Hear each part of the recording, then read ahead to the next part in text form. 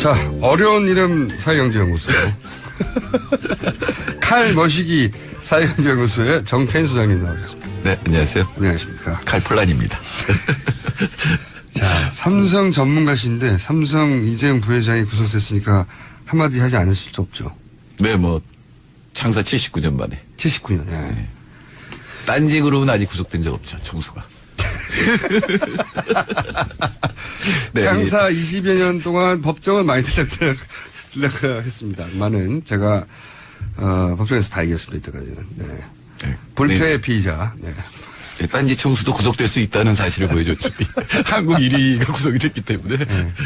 79년이니까 전 아직 59년 남았어요. 네. 이 정도면은 진짜로 대통령보다 구속시키기 어렵다. 삼성은 이런 네, 그렇죠. 항상 그 법원에서 경제를 걱정해서 구속시킬 수 없다라고. 국가 경제를. 예. 네, 아마 이번에 증명될 거예요. 구속돼도 아무 문제 없다는 게 증명될 거예요.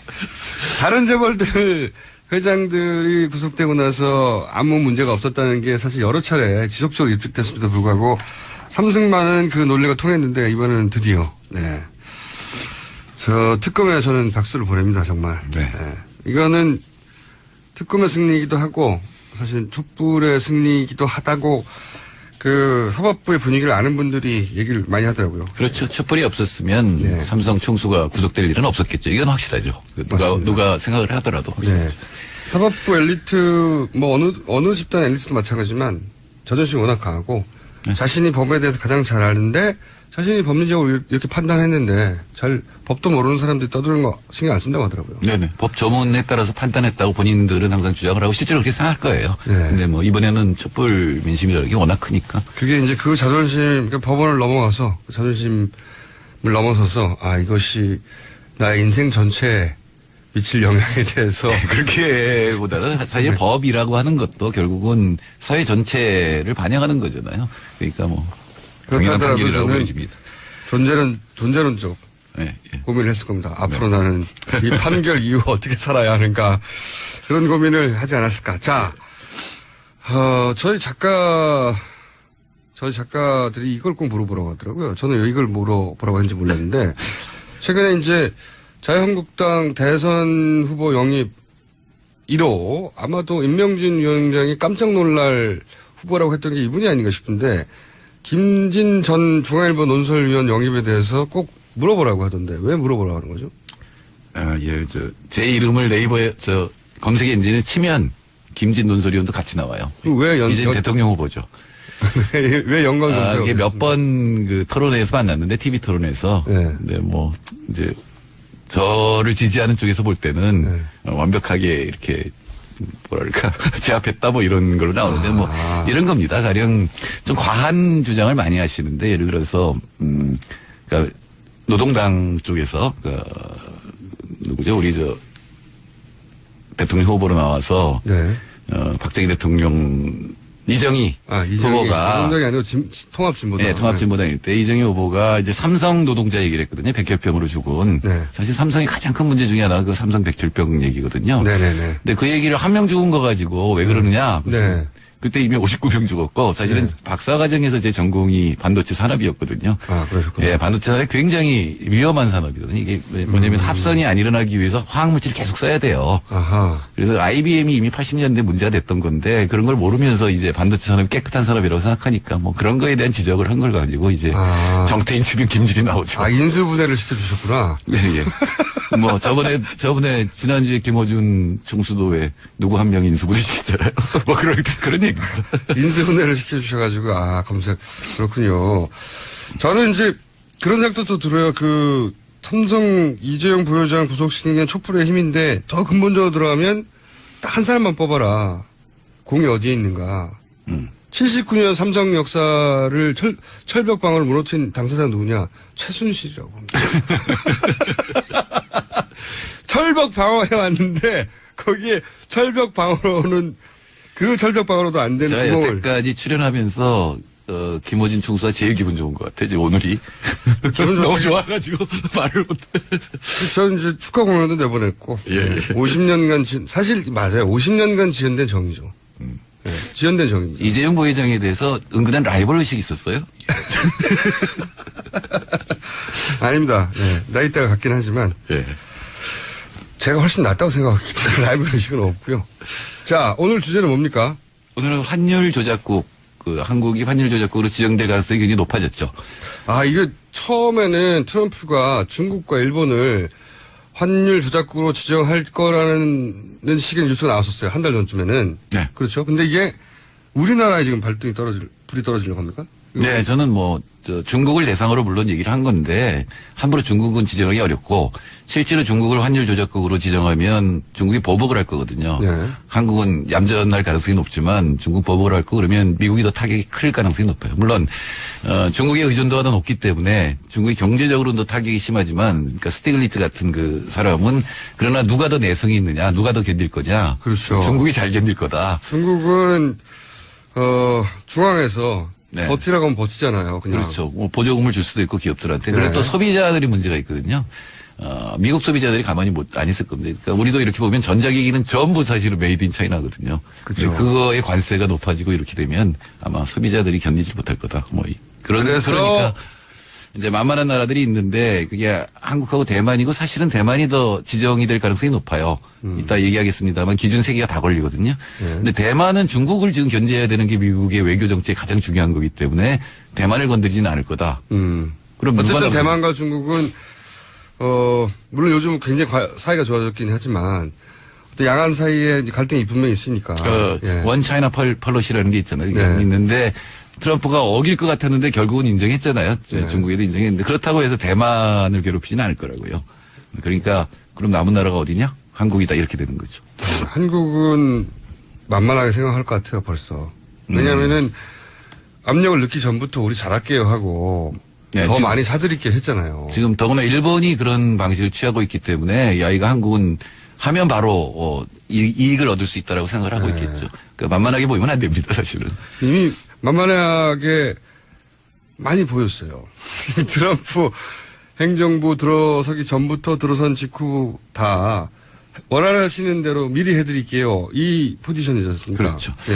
근데 이제 정권이 바뀔 거잖아요. 그래서 이 바뀌는 정권이 어떤 태도를 취하느냐 굉장히 중요한 거고, 그리고 우리 촛불 시민들도 그 어떤 태도를 취할 거냐에 대해서 논의를 하고 요구를 해야 되죠. 지금 뭐 법원도 그러는데 정부는 뭐 당연히 더 눈치를 보거든요.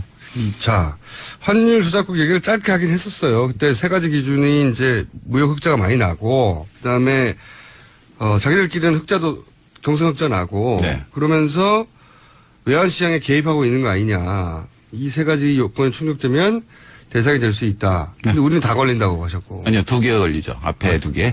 경상 흑자 안 무역 되는구나. 흑자는 302억 달러니까 200억 달러 기준을 넘었고, 네. 그다음에 경상 흑자는 우리나라 거의 8%예요. 그것도 3% 기준 넘었고, 다만 외환시장에 대해서 일방적이고 지속적인 개입을 했느냐, 이거는 뭐 증거도 없고 사실 아닙니다. 우리나라는 원화가 절하되는 걸 막고 있는 거지 절상되는 걸 막고 있는 게 아니거든요. 그것도 개입이라고 보지 않을까요, 근데? 아니요. 한 방향이라고 지정이 돼 있기 때문에 절하시키려고 노력했다.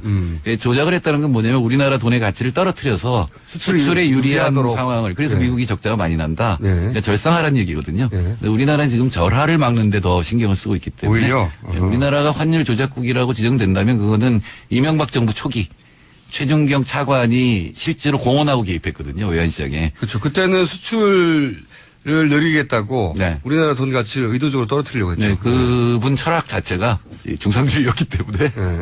네, 그렇게 했고 그래서 이제 문제가 됐었는데 그거를 제외하고는 그렇게 본격적으로 개입했다기보다는 절하되는 거를 절하돼서 외환위기 비슷한 상황을 맞는 거를 막기 위해서 개입하거든요. 그래서 일방향으로 지속적으로 개입했다는 건 근거가 없고 대만은 걸립니다. 대만, 싱가포르 이 정도는 걸립니다. 그런데 대만은 정치 이유로 그렇게 하기 쉽지 않을 거라고 하셨고. 예. 만약에 이렇게 환율 조작국으로 그런 이유로 해서 3개 다 걸리지 않지만 만만해서 지정해버렸다.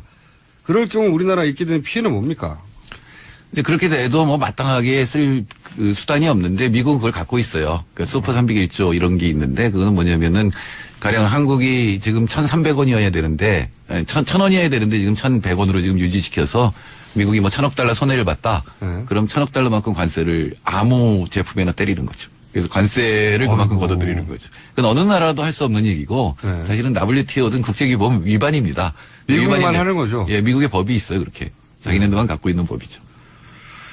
거기에 만약에 그걸 가지고 휘둘르면 당해낼 수가 없잖아요. 예, 관세를 맞는 거죠. 예. 네. 당연할 수가 없는데 이제 그걸 때리기 전에 뭔가 요구할 거 아닙니까? 예, 1년 동안 예. 그 환율을 조정하고 그리고 미국에 대한 무역 수지 흑자를 줄여라라고 요구를 하죠. 그다음에 WTO나 이런 국제적인 기구에도 여러 가지 제소를 한다든가 그 절차를 거치고 나서 이제 때린다 이렇게 되어 있습니다. 법상으로. 우리가 그런 식으로 미국이 나올 때 대처할 방안이 있나요? 근데 사실이 아니거든요. 지금 환율을 조정하고 있는 게 아니고 이게 환율이라는 게 결국은 달러하고 원화의 교환 비율이잖아요. 이게 굉장히 큰 영향을 미치는데 그거를 지금 외환시장의 규모로 볼 때 한국 정부가 그렇게 막 조작을 하거나 이럴 수 있는 능력이 사실은 없어요. 사실이 아니라는 걸 호소하는 것만으로 안 되잖아요. 그러니까 국제적으로 그럼 공동 대응을 해야죠. 지금 미국의 목표는 한국, 일본, 중국, 그러니까 동아시아의 생산 시스템이거든요. 사실은 한국에 흑자를 낸다기보다는 동아시아 제조, 삼국이, 삼국뿐만 아니라 동남아까지 넣어가지고 이 생산 시스템이 굉장히 강한 거예요 지금. 그러니까 무슨 나프타, 유럽이라든가 미국 쪽의 생산 시스템보다 훨씬 강하기 때문에 흑자가 나는 거거든요. 그러니까 그 나라들이 공동 대응을 할 수가 있죠. 그러니까 미국이 보기에는 이 동아시아를 중심으로 해서 아시아 전체에 경제 블록이 있고 이쪽에서 기술 개발하면 저렴하게 생산해주는 기지까지 딱 결합되어 있는 굉장히 강한 경제 블록인데 지금 트럼프가 추구하고 있는 건 자, 공장을 먹고 다 미국으로 돌아와라. 이런 거 아닙니까? 근데 이제 그러니까 이쪽을 약화시켜야지 돌아올 테니 좀 그 약화시키기 위한 작전의 일환으로 환율 조작국 같은 걸 휘두르는데 그게 우리나라 타겟이 된다는 거잖아요. 그렇죠. 전체에 대해서 공격을 하지 않거든요. 트럼프 특징이 그거잖아요. TPP도 없애버렸잖아요. 그리고 1대1로, 1대1로 무역협정 다시 하겠다는 거 아니에요. 그러니까 이제 그 중에 한 나라를 찍어서 전체에 대해서 타격을 주려고 하는데 그거에 대해서는 원래 원인 자체가 동아시아 생산 시스템이니까 동아시아 전체가 대응을 해야 되죠. 근데 지금 일본이 그 말을 안 들을 가능성이 높고 한국 정부도 별 생각이 없는 게 문제죠. 일본 이미 빠져나간 것 같던데요? 일본은 먼저 엎드려서 트럼프하고 악수하고 막 좋아하고. 그런데 일본은 목적이 있거든요. 군사화라든가 이런 목적이 있는데 근데 한국은 그런 목적이 없는 상태에서 엎드리면 남는 게 없는 거죠. 형님이라서 엎드린다는 이유로 엎드리고 있잖아요. 지금까지는. 사실은 뭐 형님도 아니죠. 이제 많이 관계가 약화됐는데. 근데 트럼프는 약간 곁가지 얘기인데 최근에 하는 걸 보면요. 그냥 데자뷰예요. 우리나라 박근혜 대통령 시절에 있었던 일들이 막 벌어지는 예를 들어서 그 딸 가방 사라고. 그 트럼프의 고문이 백악관에서 공식적으로 인터뷰하다가 얘기를 하질 않나. 그리고 이제 러시아와의 관계가 최근에 굉장히 이상한 뉴스인데 우리는 전통적으로 미국과 러시아가 소련 시절부터 이 굉장한 라이벌인데 서로 적성국이고 서로. 그런데 트럼프 캠프 내에서 고인사들이 러시아와 통화를 했고 서로 선거 기간 동안 뭔가 약속도 하고 이런 게 있었다. 이런 정보가 유출이 됐어요. 그러니까 그러면 러시아하고 그런 적성국이죠. 만약 미국 국민들 머릿속에는 러시아하고 그런 거래가 의심되는 정황이 폭로되면 무슨 거래를 한 거야 라고 이제 따져야 되는데 트럼프는 자기 개인 트위터에다가 이것이 어떻게 유출되는 것이냐 이게 문제다. 정윤회 사건하고 똑같아요. 똑같네요. 그리고 7시간을 밝히라고 하는데 7시간은 사생활이다 이렇게 나오죠. 그러니까 데자뷰 이 양반 탄핵되겠는데 이런 생각이 들긴 하는데. 그러지 않아도 미국에서 지금 탄핵을 해야 된다. 벌써 나와요. 좀 어렵긴 하죠. 첫 해 탄핵한다는 거죠. 첫 해 6개월도 안 지났는데. 사실은 이명박 대통령이 우리가 첫 해 탄핵 얘기가 나왔었죠. 쇠고기 때문에. 그러나 이게 너무 멀어서 첫 해는 어렵겠죠. 첫 해는 어렵겠지만 데자뷰 그러니까 거의 우리나라에서 나왔던 뉴스 비슷한 속성의 뉴스가 나오길래 이거 우리나라에 와서 배워야 된다. 야. 아마 미국 민주당 쪽에서 미국 국민들은 많이 참고할 거예요. 한국 촛불을. 그래서 우리 국민들이 어려운 영어 단어 알잖아. 임피치먼트라고 탄핵이라고 하는 어려운 영어 단어도 알고 그렇죠. 자 그래서 우리가 그러면 할 수 있는 항의 수단이 어떤 게 있습니까? 어떻게 해야 되는 겁니까? 제일 중요한 거는 중국하고 공동 대응을 하는 거죠. 일본도 가능하면 같이 설득을 하고 그리고 대만, 싱가포르 이게 다 지금 문제가 되거든요. 사실 대만, 싱가포르는 세 가지 다 걸려요. 그러니까 그런 동남아 쪽 국가들 그리고 중국, 일본이 이 문제에 대해서 어떻게 공동 대응할 건지 WTO 제소도 있지만 같이 뭐 외교부 장관이 모여서 또는 통상부 장관들이 모여서 어떻게 할 것인지를 논의를 하는 것만 해도 중요하거든요. 리더십 진짜 필요한 일이네요. 그렇죠. 지금은 지금 우리나라는 굉장한 외교적 능력이 필요한 상태입니다. 중국하고 미국 사이에 끼어 있잖아요. 네. 중국하고 미국이 지금 여기서 붙잖아요. 그런데 어떤 태도를 취하고 두 나라를 어떻게 화해시키고 우리나라 또 같은 처지에 있는 나라들의 이익을 어떻게 도모할 것이냐라고 하는 굉장히 중요한 거. 이거는 정말 굉장한 외교적 수완 이런 것들이 필요한데. 그러니까요. 예, 뭐 지금 박근혜 정부에는 없는 건 확실한데. 그건 확실한데. 예, 다음 정부는 있느냐. 다음 정부 누구에게 이런 걸 기대할 수 있는가. 네. 그러니까 이 미국을 어떻게 상대할 것인가. 경제적으로 군사적으로. 하는 자기 철학이 분명한 후보가 꼭 필요하겠네요. 그렇죠. 예. 근데 이제 어제 뉴스에 문재인 후보가 김현종 씨를 영입했다는 이제 기사가 났는데 네. 이 김현종 씨가 한미FTA 추진한 사람이거든요. 그렇죠. 예, 네. 머릿속까지 미국 사람인 이런 사람인데 과연 물론 그 사람 한 사람만 있는 건 아닐 테지만 걱정이 되는 거죠. 걱정되는 거죠. 네. 네. 그러니까 또 하나는 이제 국제 룰을 좀 바꿀 필요도 있어요. 그러니까 처음에 WTO 전에 이 가트를 만들 때 케인즈가 흑자국에게도 벌금을 물리는 제안을 했었거든요. 왜 그래요? 흑자국도 사실은 균형 상태가 제일 좋은 건데 흑자국도 뭔가 해가지고 자꾸 흑자가 누적되면은 그러니까 위기가 일어나죠. 경제 위기가 일어나니까. 너만 이득을 보는 것 자체가 균형을 깨뜨리니까. 그렇죠. 그리고 사실은 영국이 때 적자국이었기 때문에 그 생각을 했을 텐데 그럼 적자국은 돈을 빌려와서 막아야 되니까 결국 이자를 내는 거잖아요. 그 이제 처벌을 받는 건데 그럼 흑자국은 그래서 흑자국도 흑자의 그 양에 비례해서 벌금 같은 걸 내게 했어요. 국제기구에.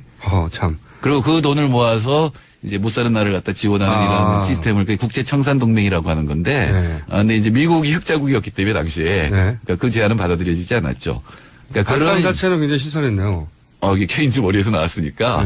그러니까 그런 국제 규범을 좀 만들 필요가 있어요. 사실 흑자가 많이 나는 게 우리는 너무 오랫동안 수출만이 살 길이다 이거였지만 흑자가 많이 나는 게 이렇게 좋은 일은 또 아니거든요.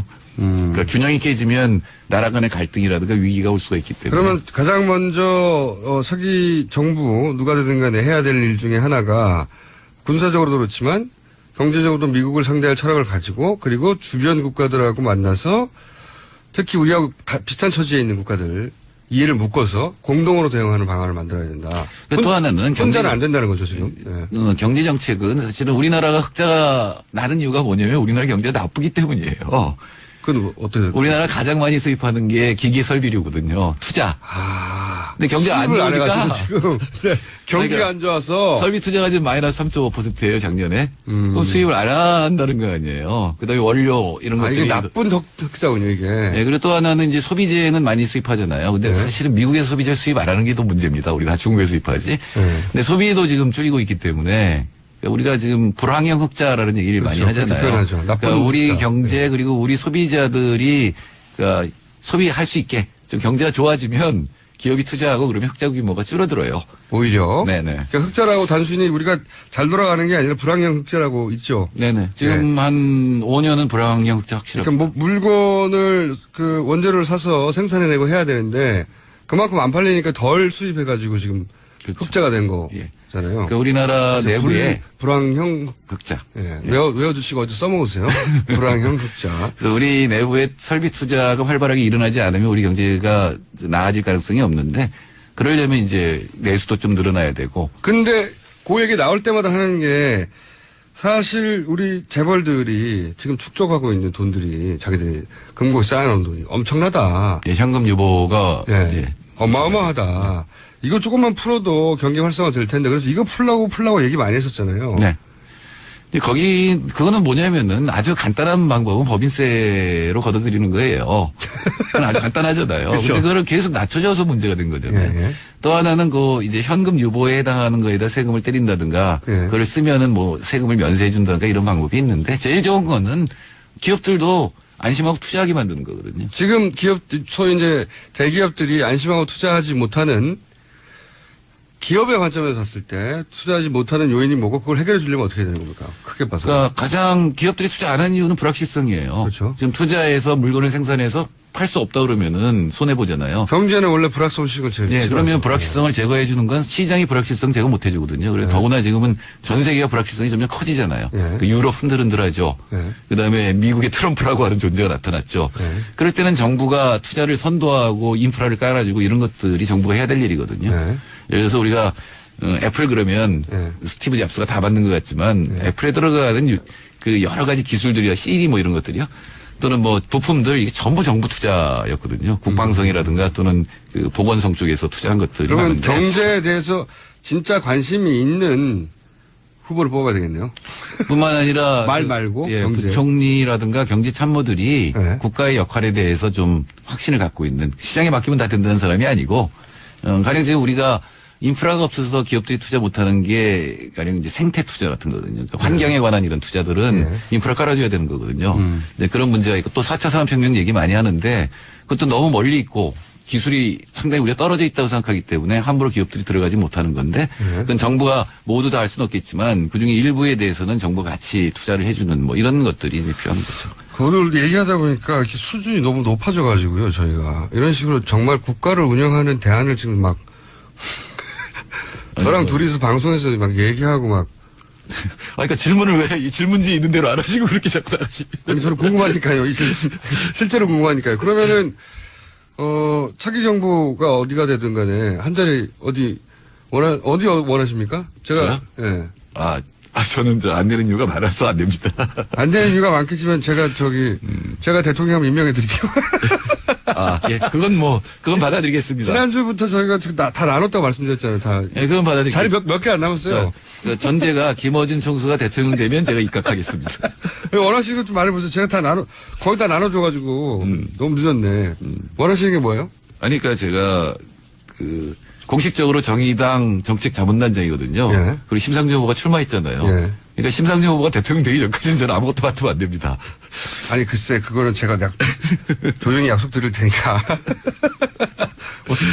예를 들어서 경제부총리를 하시면 이 우리나라 경제를 살리실 수 있나요? 뭐 살릴 수 있다고까지는 말 못하겠지만 어떻게 해야 되는지 방향은 뭐 확실하게 알고 있다고는 생각합니다만 오늘 왜 질문이 끝에 이상한 질문이 나오죠? 잘할 수 있는지 본인 어필을 좀 해보시고 다음 시간에는 그럼 그 전까지는 제가 네, 제가 제일 큰 약점이 이거예요. 조그만 연구소 하나도 못 살리는 사람이 나를 어떻게 살려? 연구소 조합원이 많이 돼주셔야 제가 가능성이 생깁니다. 자, 그럼 어려운 이름 경제연구소부터 살리시고, 네. 그 전까지는 제가 조그만 구호에 세무서장 같은 거라든가. 제가 진짜 원하는 거 있습니다. 아니면 편의점 하나 맡으실래? 편의점? 아니요, 국립공원. 국립공원이요? 예, 국립공원의 관리사무소 소장이든가 뭐 그러고 있어요. 지리산 이런 거 있습니다. 지리산 예. 왜 도를 닦으시려고요? 아니요, 그거 얼마나 좋아요. 도 닦으러 오시는 분들한테 입장료 많이 받아가지고. 입장료 안 받습니다. 좋습니다. 오케이! 소장! 여기까지 하고요. 오늘 굉장히 짧은 시간인데, 큰 그림에 대해서 얘기해봤고, 뭘 해야 되는지. 그러니까 아마 이제 대선의 시기가 조기 대선이 됐든 혹은 뭐 좀 늦어진다 하더라도 올해 안에는 선거는 있으니까요. 그렇죠. 네. 후보를 바라보실 때 이 질문을 해야 된다는 생각을 가지실 수 있는 내용이었어요. 그러니까 어떻게 할 거냐고 이거 트럼프 어떻게 상대할 거냐고. 트럼프에 대해서 어떻게 대응할 것이냐는 굉장히 중요한 우리나라의 첫 번째 과제 중에 하나입니다. 알겠습니다. 자 그러면은 기회가 오기 전까지는 국립 어디요? 지리산. 네. 지리산 국립공원. 지리산 거기 이미 소장님 계실 텐데 항의 오겠네요. 그렇네요. 세무서 자리 한번 알아보겠습니다. 자, 지금까지 정태인 소장님이었습니다. 감사합니다. 이재용 삼성 부회장 구속영장 발부에 대해서 이렇게 많은 분들이 기뻐하실 줄은 몰랐습니다. 그만큼 가장 기본적인 정의가 실현되지 않고 있다는 생각을 정말 오랜 세월 하신 거죠, 다들. 79년 삼성 역사의 처음이라고 하니까요. 저한테 항의도 많습니다. 총수를 믿고 불구속에 걸었다가 돈을 2만 원 잃었다. 책임져라. 여기서부터 시작해가지고 뉴스공장 청취자가 100만 명이라고만 해도 750원 곱하기 100만 명이면 7억 5천만 원이다. 이란 문자로 협박하시는 분도 있어요. 삼성전자 통근버스 안에서 문자 드립니다. 제가 가장 빵 터지는 건 이겁니다. 손학규 의장이 오늘 국민의당에 입당한다고 하는 이야기를 듣고서 그렇다면 이재용 부회장이 구속되는 거 아니겠는가.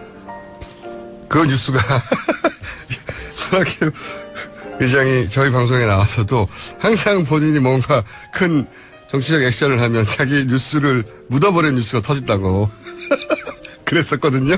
그러니까 손학규 의장이 국민의당에 입당한다고 했으니 이 뉴스가 묻힐 큰 뉴스가 터지겠구나 하고 점쳤었다는 분. 네, 굉장히 과학적인 근거네요. 여기까지 하겠습니다. 예, 황교익 마칼레미스트 나오셨습니다. 안녕하십니까? 안녕하세요, 황교익입니다. 79년 만에 네. 이 뉴스는 이 직종을 가리지 않고 연령대를 가리지 않고 반응이 있어요. 그 뉴스 들었을 때 대한민국 돈이면 다 되는 사회라는 것에 하나를 확 꺾어버리는 그런 느낌이 들었어요. 상징이 확 꺾여진 듯. 네. 이재용 부회장이 뭐 3개월 만에 나오던 3년을 사는 그건 중요한 게 아닌 것 같아요. 맞아요. 예. 맞아요. 그 촛불의 광장에서 가장 크게 외쳤던 게 사실 이재용 구속 그게 있었죠. 상징적인 거죠. 네. 그래서 촛불이 그런 일을 해냈다고 저는 믿어요. 아니 그거는 단순한 짐작이 아니라 네. 사법부에 몸을 담았던 분들이나 현직에 계신 분들도 제가 이제 두루두루 저는 뭐 사법 판사가 되고 적 없으니까 물어봤거든요. 예.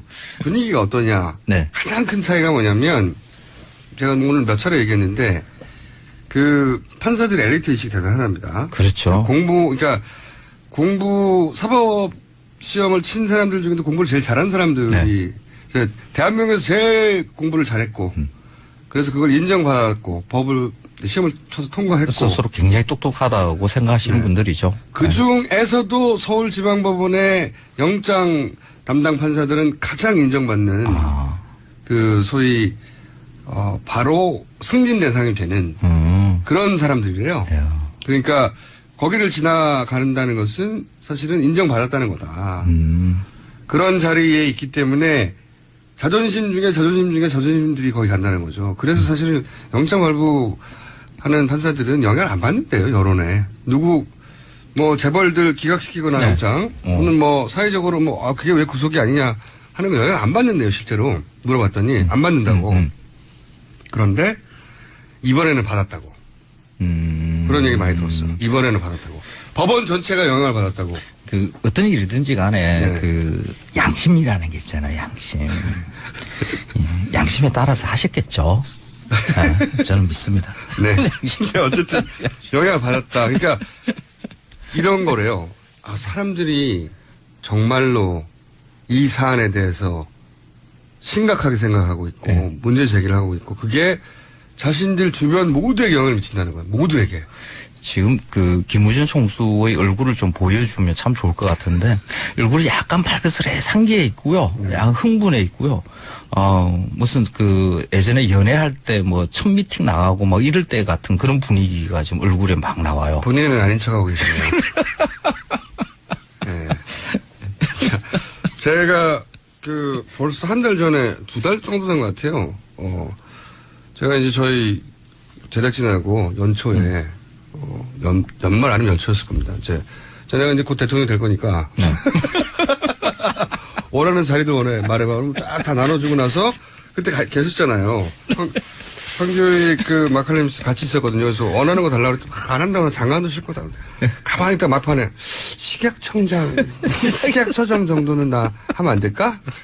그래서 그때 드렸거든요. 자, 김어준 내각의 식약청장, 처장입니까? 청장입니까? 처장이죠. 처장입니까? 네. 네. 식약처장입니다. 앞으로 식약처장으로 부르겠습니다. 자, 오늘 주제는 뭡니까, 처장님? 음식 먹을 때 항상 우리가 보는 거지만은 식당에서 늘 이 그릇을 봐요. 그런데 이 그릇이 언제부터 우리한테 이렇게 주어졌는가 이 생각 별로 안 하는 게 있어요. 스탠바 그릇. 스테인리스인데 이걸 스탱이라니요. 스테인레스. 그런데 이거는 스탱이라고 해야 이렇게 느낌이 확 와요. 맞습니다. 그 스탠 밖으로 제가 그 말씀 나오니까 잠깐 그 얘기부터 할게요. 스탱. 이건 이제 표준어가 아니라고. 그렇죠. 뭐라고 하고 또 방송에서 쓰레빠 이렇게 말하면 슬리퍼라고. 예. 쓰레빠는 외래어 아니고 슬리퍼는 외래어 아닙니까? 게다가 구체적으로 지시하는 물건이 달라요. 슬리퍼는 약간 헝겊으로 만들어져 있고 실내에 쓴다든가 머릿속에 떠오르는 그렇고요. 쓰레빠는 황색 PVC로 만들어져 가지고 중간에 끊어지는 거 있잖아요. 그것은 다른 물건입니다. 그 스테인리스라고 이야기를 하면 이 차갑고 그 금속의 그런 느낌들 뭐 이런 게 잘 안 생겨요. 그래서 스탱은 밥그릇. 밥그릇. 부엌 용기는 스탱이라고 불러줘야지. 좀 다른 물질이거든요. 이 스탱 밥그릇이 그 인사동에 가면 그 외국인들을 위해서 내놓는 관광 상품 중에 이것도 있어요. 스탠 밥그릇을 비닐 포장을 해서 태극기가 붙어 있고요. 그래요? 한반도 기 같은 이런 모양, 문양을 갖다 새겨 넣어놓고 하나에, 예전에는 1,000원에 팔았는데 요즘 얼마인지 모르겠는데 그걸 팔아요. 그래서 식당에 가서 나오는 그 스탱? 스탱. 스탱 밥그릇이 그게 상품화가 또 됐어요, 그렇게? 그래서 외국인들이 이거 사가요. 재밌다고. 일본이 중국인. 밥을 주식으로 하는 그 국민들이 와가지고 이거 너무 재밌다라고 사가요. 아니, 왜 스탱으로? 이 밥그릇을 참 밥을 맛없게 만드는 그릇 중에 하나죠. 그래요? 그렇죠.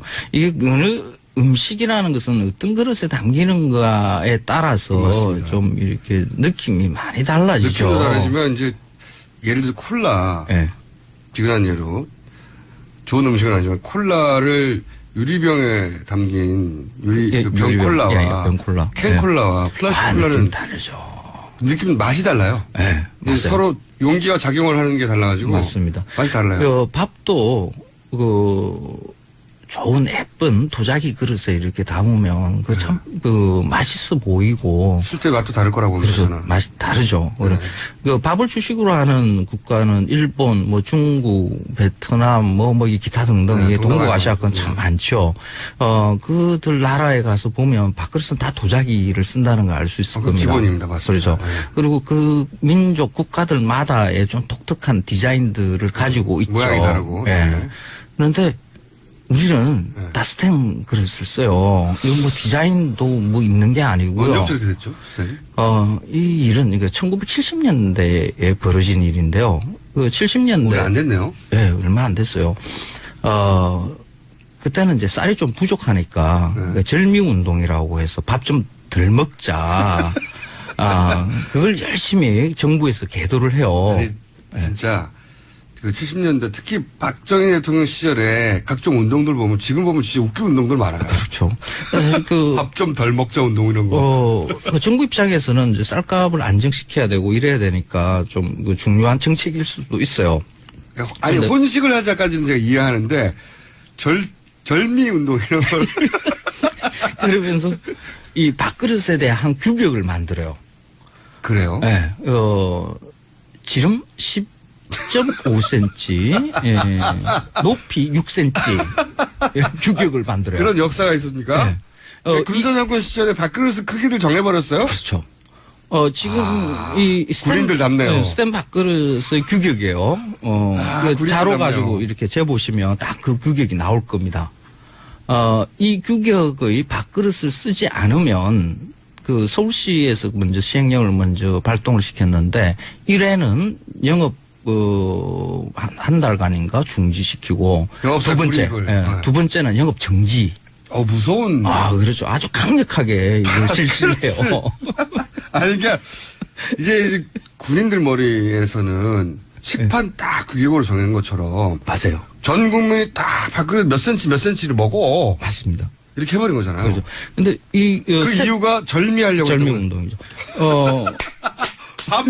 쌀 많이 못 퍼주게 하려고 만들어진 정책이구나, 이게. 근데 그게 자. 그런다고 해서 밥을 덜 먹게 되는가 이것도 생각을 해봐야 돼요. 한 그릇 먹을 또 2그릇 먹고 3그릇 먹고 이러면 또 더 먹는 거거든요. 알고 보니까 너무 기가 막히네요. 그래요. 근데 그 가정에서 쓰고 있는 그 밥그릇도 이 규격에 있어요. 그렇겠죠. 프레스를 한번, 아니, 금형을 한번 만들었으니까 계속 똑같은 거 찍었을 거 아닙니까? 집에서는 사실 스텐 그릇 안 쓰잖아요. 그 도자기 회사, 도자기 그릇 네, 씁니다. 보통은 그렇죠. 근데 한국의 도자기 회사에서 나온 밥그릇을 지금 여러분들 가지고 계시면 자를 가지고 한번 재보십시오. 그 규격이에요. 그 규격이에요. 그것도. 그 규격이 왜 됐는지 모른 채 계속 우리 밥그릇은 이 규격인가 보다 하고 만들어 온 거. 그렇죠. 아. 그러니까 스텐 밥그릇은 그 스텐 공장에다가 그걸 내렸겠죠. 지시를 이 규격으로 만들어. 그리고 도자기 회사에도 또 그렇게 이 밥그릇의 크기는 이걸로 해. 절미하느라고. 그래서 전 국민의 밥그릇이 다 밥그릇 그 커지면은 쌀 많이 들어가니까. 이런 무식한 이유로 해서 밥그릇의 크기가 정해졌다니. 근데 그 규격으로 디자인을 이렇게 예쁘게 만들 수가 없어요. 그렇겠죠. 이게 약간 아니, 크기가 정해져 있는데. 그렇죠. 특히 높이가 6cm라는 그 규격이. 왜 6cm가 됐을까요? 그 위로 이렇게 세워서 네. 이 도자기 아름다움은 뭐 몸통 부분, 다음에 입 부분 요걸 네. 어떻게 선을 유리하게 하는가 하는 이런 것에 사실 결정이 되는데 그 6cm의 높이 가지고는 그런 모양을 만들 수가 없어요. 저는 이게 한국 그 소위 산업 디자인이 굉장히 우리 발전 속도에 비해서 시대에 뒤떨어진 경우가 많았거든요. 지금 좀 나아지고 있긴 해요. 네. 근데 일본하고는 비교할 수 없을 정도 뒤쳐져 있고, 근데 그런 이유 중에 알고 봤더니 그 이제 군사 문화가 만들어낸 규격화. 그렇습니다. 굉장히 큰 영향을 미쳤네요. 근데 그릇 하나조차. 그러니까 1970년대 상황에서는 그 쌀을 아껴야 된다는 그런 그 정부의 생각이 좀 맞는 생각일 수도 있어요. 그런데 그러면 이걸 긍정적으로 예를 들어서 이제 혼식을 하자 이건 좀 이해 간단 말이죠. 근데 밥그릇 크기를 규격을 통일시킨 다음에 이 밥그릇을 안 쓰면 스댕으로 안 쓰면 혹은 규격을 틀리면 식당 문 닫아 이렇게 했다는 거잖아요. 야. 근데 지금은 지금 쌀이 남아 돌아가는 시대에 살고 있거든요. 그 정부 재고비가 넘쳐가지고 이걸 어쩌지 못하는 지금 상황에까지도 있는데 쌀 가격 그 밥 한 공기의 가격이 한 200원 정도 든다라고 이야기할 정도로 쌀값이 굉장히 싸요. 네. 근데 지금 이 상황을 생각을 한다 그러면 진작에 이 스탠 밥그릇은 버려야 되는 거죠. 밥 많이 먹자라는 이런 운동도 밥 많이 먹자. 지금 버리는데 그 스탠 밥그릇 그 공기가 지금 당장에 버리고 네. 그 아름다운 우리 그릇으로 다시 되찾는 이런 일들을 좀 버려야 되는데 그걸 늘상 일상에 내두고 그걸 먹는다는 게 저는 굉장히 마음이 많이 아파요. 아, 이게 일이. 어쩌면은 우리가 이제 부드러운 욕설이죠. 이런 스댕. 그 욕설을 최초로 만드신 분이 혹시 이 수생 그릇 규격이 어떻게 만드는지 역사를 알고 만드신 게 아닐까 싶기도 한데. 그래서 그때 그 자료를 저도 추적을 해보려고 네. 그 규격을 누가 만들었는가. 그러니까 왜 6cm인가. 그때 내무부 공무원인가 아니면 뭐 농식품부 공무원인가 이거 어떤 공무원이 그 궁금하면 못 참으니까 네. 선생님 또. 근데 그 자료는 안 나오더라고요. 자, 그럼 방송을 통해 저희가 이 수생 밥그릇의 규격 6cm를 결정하신 분을 찾습니다. 한식 세계화 이야기를 참 많이 해요. 네. 네, 외국에 우리 음식을 널리 알리는 거, 뭐, 이거는 뭐 좋은 일일 수도 있어요. 그런데, 이 한식 세계화의 가장 기본은 외국인들이 우리나라에 와서, 이 나라 음식 참 맛있다, 품격 있다 하는 이런 것을 이미지를 가지고 가야 되거든요. 네. 그런데, 진작에 밥을 먹는, 같은 밥을 주식으로 하는 국민들이 또 와서 우리의 그 식당에서 스텐 밥그릇을 갖다가 딱 들여다보는 순간 어떤 생각들을 하게 될 것인가. 신기해하는 건 있습니다. 말씀하셨다시피. 신기하죠. 왜 이게 여기다 밥을 먹지? 이게 이렇게 얇고 차가운 금속 용기에 밥을 먹는 나라는 없거든요. 생각해보면. 그 식탁이 약간 축축하기라도 하면 막 미끄러져요, 밥그릇이. 신기해서 사가는 거예요. 신기해서 진짜로. 사가는 거죠. 네. 너무 신기한 거죠. 근데 그 히스토리를 알면 더 신기할 겁니다. 그렇죠. 그렇게 해서 팔 수는 있겠네요. 히스토리를 붙여가지고. 밥은, 그러니까 그 음식이라는 것은 입으로 들어오는 맛도 중요하지만은 그 음식이 차려졌을 때의 품격, 이게 어떻게 보면 더 중요할 수 있거든요. 밥상의 사진들을 이게 전 세계의 그 네티즌들은 이렇게 찍어서 막 올려요. 맞습니다. 그렇죠? 네. 그래서 우리는 뭐 서양 음식, 프랑스 음식, 이탈리아 음식에 혹하는 이유 중에 하나가 그 아름다운 플레이팅에 있는 그렇죠. 많이 넘어가거든요. 네, 일본 음식이 아름답게 보이는 이유도 그 식기와 그 올리는 그 예쁜 그 음식의 모양들 그게 혹하잖아요. 그런데 맞아요. 한국 음식 딱 찍어 놓으면 대부분 다 앞부분에 스탬프 밥그릇이 딱 놓여 있어요. 여기 무슨 이제 맛이 가는 거죠. 스탱 젓가락하고요, 숟가락하고요. 그리고 밥을 주식으로 하는 그 민족들 중에 자기만의 독특한 개성 있는 아름다운 밥그릇을 가지고 있는 나라는 우리나라밖에 없어요. 그래서 쓸데기 없이 외국 사람들한테 음식 퍼먹이는, 공짜로 퍼먹이는 한식 세계화 이런 거 하지 마시고. 돈 주고 먹으라고 한 다음에 네. 그걸 돈 주고 광고에 싣고 나서 이거 봐라. 유명 스타들이 한국 음식 좋아한다고. 그렇죠. 그런 광고를 정부에서 했죠. 그렇죠. 그런 거 하지 마시고 지금 우리가 당장에 먹는 이런 음식에 대해서 어떻게 개선할 것인가, 스탬프 밥그릇 어떻게 없을 것인가 이런 걸 궁리를 해야 되는 거죠. 맞습니다. 시간 다 됐어요. 그렇죠. 스탬프 밥그릇 이제 좀 없앱시다. 네. 예. 아니 이제 저는 그런 생각을 합니다. 이걸 상품화 시킬 수는 있겠다. 어떻게 상품화 시키냐? 과거에 이런 일도 있었어요. 이런 거 상품화 되거든요. 외국에서 볼 때. 금전 고무신 이런 거 상품화 그렇죠. 하듯이. 우리는 이런 신발도 신었어요. 그리고 그 외국에 가면 감옥을 아예 이런 곳에서 사람이 잤답니다 하면서 호텔로 바꾸는 경우도 있잖아요. 그렇죠. 그런 것처럼 아유 이런 걸로 밥을 6cm 만들어가지고 다 전 국민이 먹으라고 했어요. 그럼 재밌잖아요. 스토리와 함께 사는 거죠. 그러니까 그런 식의 관광 상품이라 그러면 네. 그러니까 뭐 옛날 과거를 회상하는 이런 거라도 괜찮은데 일상의 것으로 이렇게 쓰고 자랑스러운 한류 문화로 태극기 붙여서 팔 그런 물건은 아니다. 그리고 그 가정에서 쓰고 있는 그릇들 중에 그 안 깨지는 유리 강화 그릇 있죠. 그거 많이 쓰세요. 그게 그것도 그 우리 디자인하고는 전혀 관련이 없는 외국 회사의 것이거든요. 다음 시간에는요. 다음 그래요. 시간에는 그거하고 네. 외국에서도 놋그릇은 있어요. 굉장히 비싸요. 비싸죠. 그거는 또 어떤 경우인가 그 얘기를 다음 시간에 하기로 하고요. 이런 생은 없죠. 자, 한교익 선생님이었고요. 예, 고맙습니다. 저는 김어준이었고요. 다음 주에 다시 뵐 텐데 주말에는 거리에서 뵙겠습니다. 예, 토요일 날 또 뵙죠. 토요일 날 만났어요, 한 교수님. 예. 고기 먹었죠. 고기 먹었습니다. 자, 토요일은 거리에서 김어준이었습니다. 안녕.